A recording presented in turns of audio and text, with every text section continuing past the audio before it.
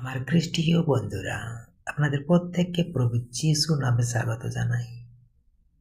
আপনারা দেখছেন Jesus voice Bangla channel. আমরা এখন সকালের জীবন খাদ্যতে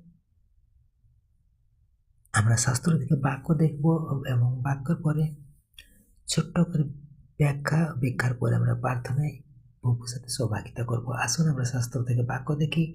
প্রেরিত 17 অধ্যায় 24 থেকে 25 পদ। যিনি জগৎ এবং এর মধ্যে যা কিছু আছে সব সৃষ্টি করেছেন, তিনি স্বর্গ ও পৃথিবীর প্রভু।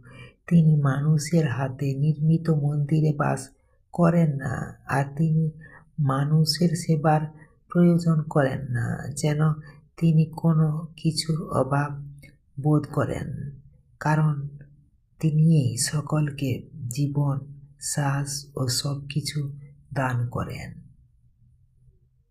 আসুন আমরা এখন সংক্ষিপ্ত ব্যাখ্যা দেখি।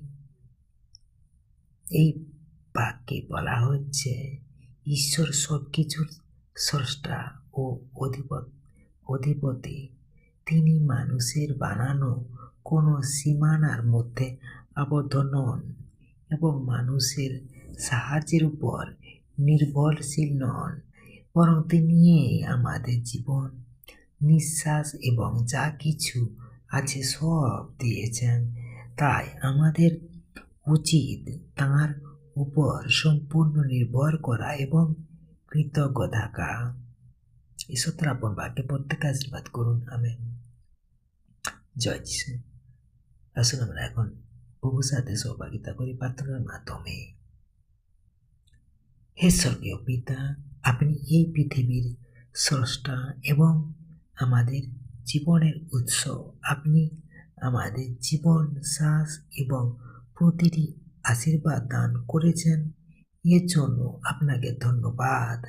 আমাদেরকে সাহায্য করুন যেন আমরা সব সময় আপনার উপর নির্ভর করি এবং বুঝতে পারি যে আপনি আমাদের সব প্রয়োজন পূরণ করেন। আমাদের হৃদয়কে নম্র করুন যেন আমরা আপনার মহিমা স্বীকার করি এবং প্রতিদিন কৃতজ্ঞতায় জীবন যাপন করি। যিশুর নামে প্রার্থনা করি। Amen, amen, amen. জয় যিশু। Praise the Lord.